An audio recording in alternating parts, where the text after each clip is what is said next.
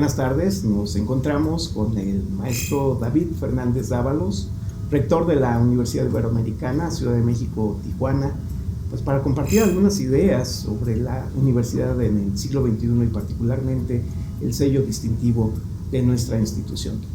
Muy buenas tardes, gracias por acompañarnos. Buenas tardes, maestro Eric, gusto en saludarlo. Pues quizá un punto de referencia sobre la vida de las universidades lo podemos situar por allá del año de 1968, una fecha muy importante, no solo en nuestro país a nivel universitario, sino en buena parte del mundo. Estas ideas de transformación, estas ideas de la centralidad de la universidad como una conciencia crítica, pues, ¿qué ha pasado en estas 5 décadas con las universidades en el mundo? ¿Siguen cumpliendo esta función esencial o se han transitado a otros espacios de acción, de pensamiento, de creación? ¿Qué pasa? La universidad en general es una institución que ha sabido adaptarse a los tiempos. De hecho, tiene alrededor de 1000 años desde que se fundara la primera universidad en Fez, en Marruecos, justamente en Marruecos. Y con cada época, con cada tiempo, la universidad ha tenido que buscar el sentido de sí misma. Empezó como la formación de los profesionistas, de los oficios, en el intercambio de mejores prácticas, diríamos ahora. Y efectivamente, desde Bolonia probablemente y luego desde la Baja Edad Media, la universidad se especializó como una depositaria de los saberes, pensando que los saberes eran de una vez para siempre. Ese modelo vertical, custodio de la sabiduría, reproductor de la cultura tal cual existe, vino a romperse con hasta muy entrado el siglo XX, alrededor de la década de los 50, 60, cuando se empezó a pensar que la universidad no podía hacer eso como depositaria del saber, sino creadora de conciencia, creadora de ciudadanía y emancipadora respecto de los poderes autoritarios de la Iglesia y del poder absolutista que venía de las distintas monarquías y luego de los regímenes autoritarios. Señaladamente en Francia, en México, en algunas otras latitudes explotó como un movimiento estudiantil, pero que reflejaba un descontento con la estructura piramidal, autoritaria y conservadora que tenían las universidades. A partir de ese momento, las universidades empezamos a pensar cuál era el sentido de nuestro trabajo hoy y hemos llegado a la conclusión. Recientemente se celebró en Argentina la Conferencia Regional de Universidades de América Latina. Llegamos a la conclusión de que tendríamos que sumarnos a las mejores causas de nuestros pueblos, causas de liberación, causas de justicia social, causas de inclusión y de equidad, y que tendríamos que ofrecer las reflexiones y conocimientos que nuestros pueblos necesitan para su crecimiento democrático y para su mayor equidad y justicia. Esta es la tarea central de la universidad hoy en América Latina.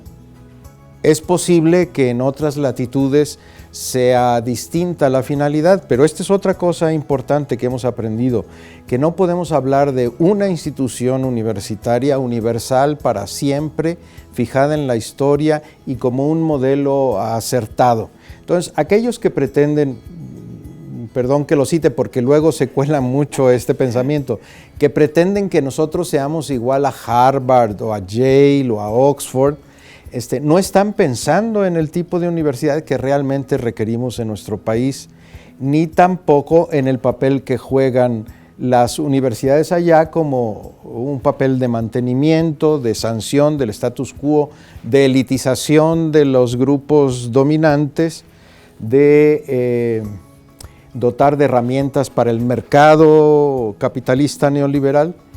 Y las universidades nuestras que tienen justamente la posibilidad y la necesidad de formular un pensamiento crítico, emancipatorio, cuestionador del status quo y, por cierto, aliado de las mejores causas de nuestros países. Esto me parece que es lo que emergió en el 68 como un movimiento estudiantil de relevancia mundial y particularmente en nuestro país. En nuestro país la experiencia de la Compañía de Jesús en las instituciones de educación superior confiadas a la propia compañía han tenido un sello particular desde su origen. En este año la Ibero cumple 75 años de tener una presencia sólida y constante en la vida nacional.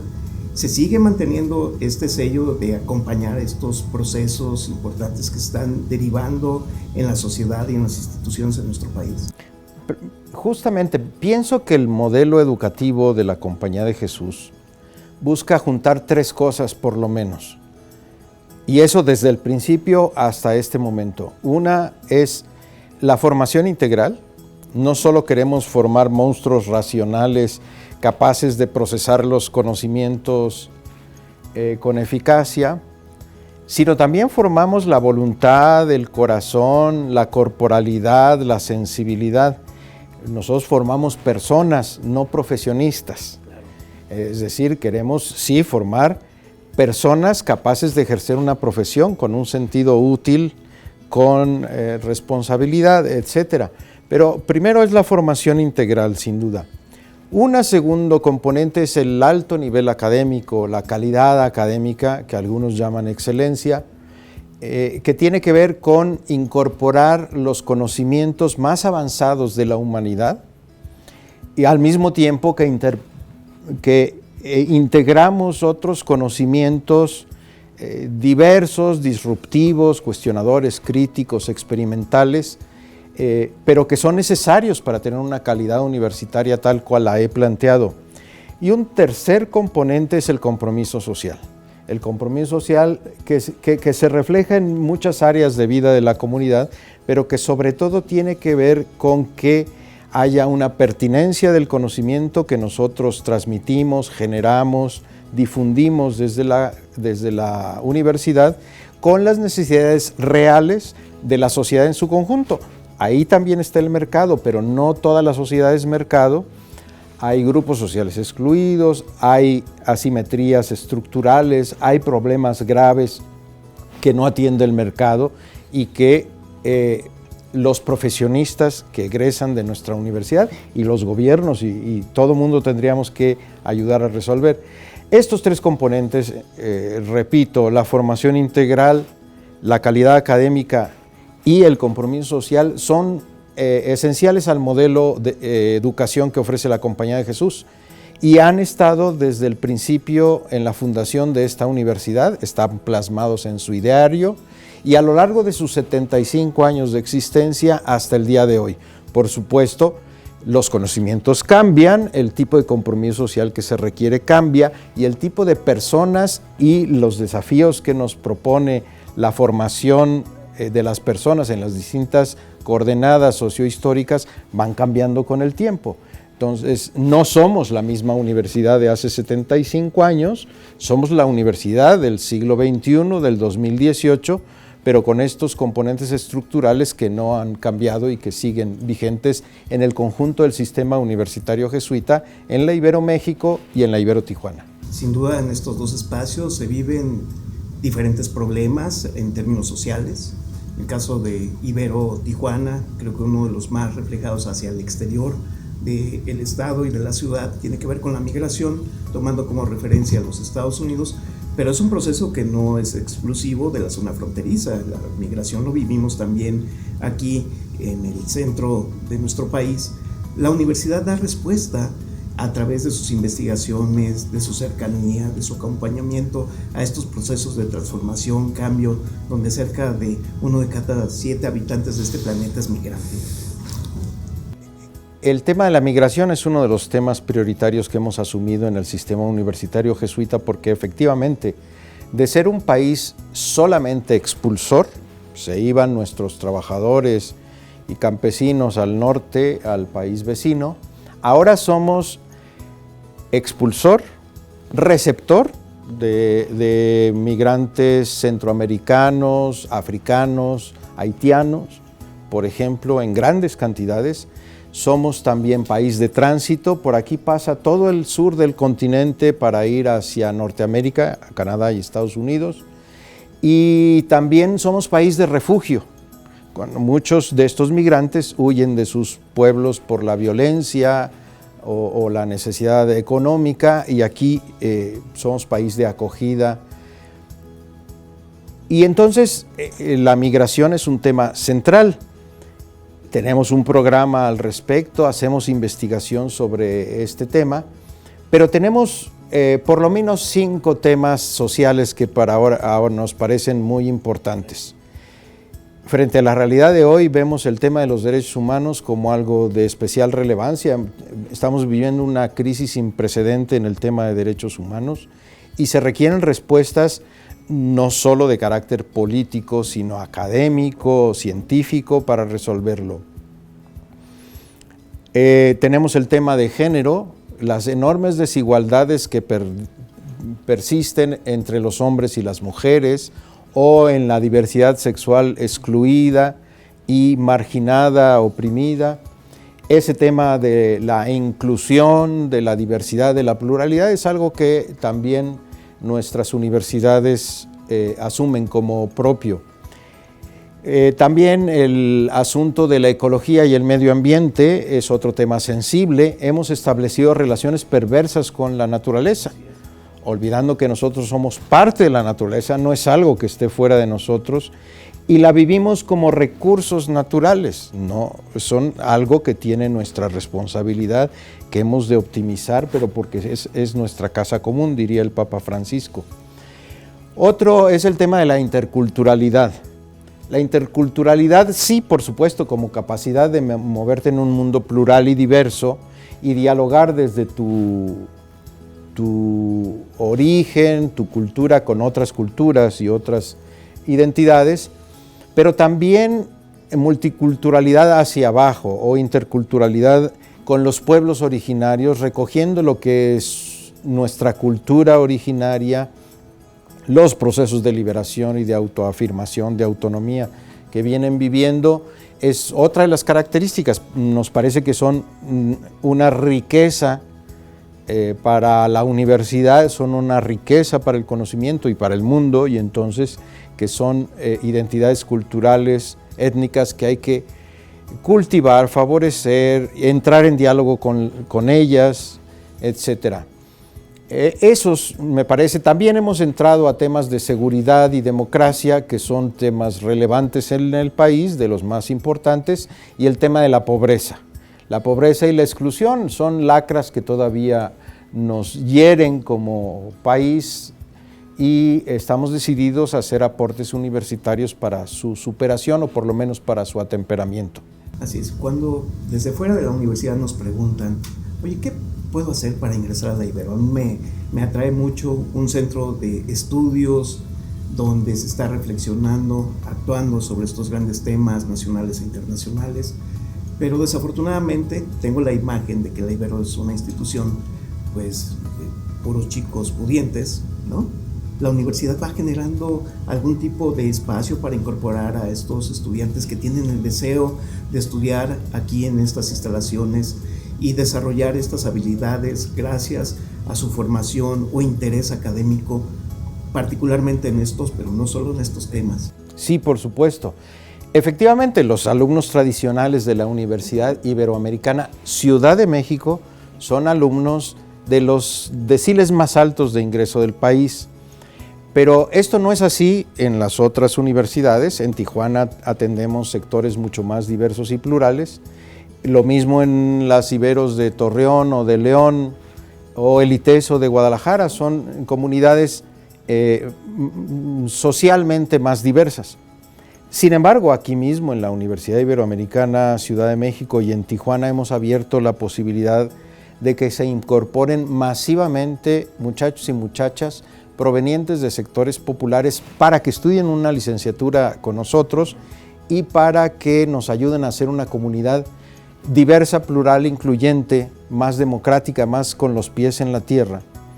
Pero también debo decir que nuestros posgrados en particular, los sectores sociales no son los pudientes, no son los más acomodados en nuestro país, sino que son un perfil distinto de estudiante. A nuestros posgrados vienen generalmente profesionales que pasaron por alguna universidad pública y quieren profundizar en sus conocimientos o ampliar su horizonte en una universidad privada de prestigio como es la nuestra. Y yo puedo decir que el 70 o poco más del 70% de nuestros estudiantes de posgrado tienen algún tipo de apoyo como beca o cuota diferenciada, y que en realidad nosotros subsidiamos el posgrado. Es decir, no reporta ingresos a la universidad en su conjunto, pero estamos decididos a invertir en ello porque queremos formar a los profesionistas que requiere el país, lo entendemos como un servicio público que estamos realizando, y queremos además que vayan con una conciencia de transformación de la realidad desde los intereses de las mayorías pobres y grupos excluidos del país. De suerte que hemos favorecido principalmente en los posgrados, también en la licenciatura, el que seamos una universidad pluriclasista y que no sea un obstáculo la carencia o la insuficiencia de recursos económicos para entrar a la universidad. Hay distintas posibilidades de apoyo y se pueden conocer en nuestra página electrónica, pero lo que queremos es que vengan aquellas personas, hombres y mujeres, que quieran dar un aporte de mayor calidad a la transformación de México para hacerlo más justo, más incluyente, más plural, más feliz, más productivo, como Dios manda, me gusta decir. Rector, estábamos hablando sobre esta universidad inclusiva, incluyente, integral, multicultural, pluriclasista. Pero hay un tema que resulta particularmente urgente entender dentro de las universidades públicas y privadas, y es la centralidad de la ética. Es decir, la ética vivida, la ética en acción. ¿Cómo la Ibero contribuye a no solo la reflexión de la ética, sino que con nuestro comportamiento, ejemplo, acción cotidiana lo podemos ir distribuyendo y que nos marque como un sello distintivo de haber pasado por estas grandes instalaciones? Igualmente, desde su fundación, la Iberoamericana tenía como intencionalidad el formar en valores, hoy decimos así, formar en valores, y desde otro punto de vista es formar en una ética particular, una ética de solidaridad, de responsabilidad frente a los demás, de responsabilidad frente a la naturaleza, una ética de transformación para la búsqueda de la justicia.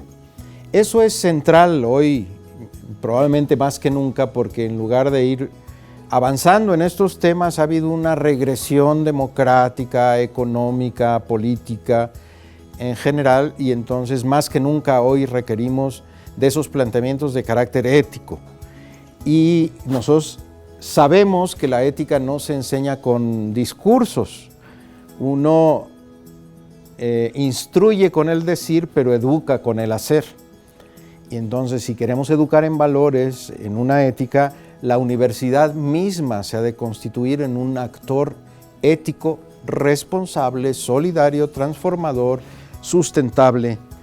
Y eso lo hemos intentado. Además, hemos de favorecer que los estudiantes, todos y todas, tengan la posibilidad de vivir experiencias en la realidad que los cuestionen en sus cosmovisiones, en sus actitudes, en los valores que les han inculcado los medios, las familias, las iglesias, y que de pronto no son los que requerimos hoy por hoy, porque son valores del tipo de la competencia, del individualismo, del consumo, de la supremacía de género o racial, y eso es contrario a